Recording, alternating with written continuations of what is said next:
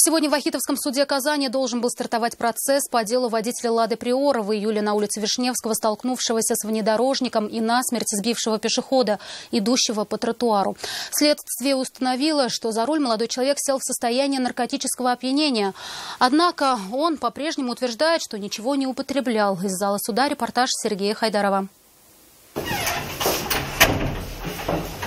Марсель Зальмиев уже 4 месяца находится в СИЗО. 11 июля он, находясь за рулем «Лады Приора» на улице Вишневского, столкнулся с внедорожником. Затем его автомобиль отбросил на тротуар, по которому шел 49-летний пешеход. Отечественная машина сбила мужчину. Он скончался на месте. Взять под стражу водителя «Лады» суд решил после того, как следователи установили, что за рулем он сидел в состоянии наркотического опьянения. Обвиняется в совершении преступления, предусмотренного пунктом А части 4 статьи 264 Уголовного кодекса Российской Федерации. Свою вину подсудимый не признает. Говорит, что был абсолютно трезв, не принимал ни алкоголя, ни запрещенных веществ и придерживается того мнения, которое у него было в день трагедии.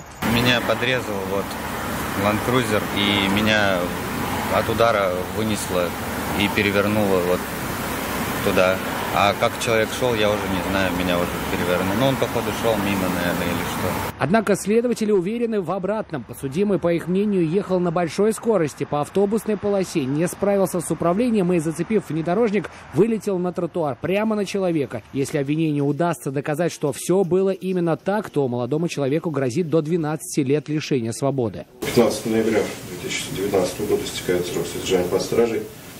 Для рассмотрения дела по существу в целях соблюдения разумного срока в Уголовном суде производства, полагаю, необходимо продлить данную меру пресечения на срок до 2 месяцев. В итоге суд продлил меру пресечения еще на 2 месяца и отложил процесс, так как подсудимый вовремя не был уведомлен о судебном заседании. Сергей Хайдаров, Нафиса Минязова, Константин Бушуев. Вызов 112.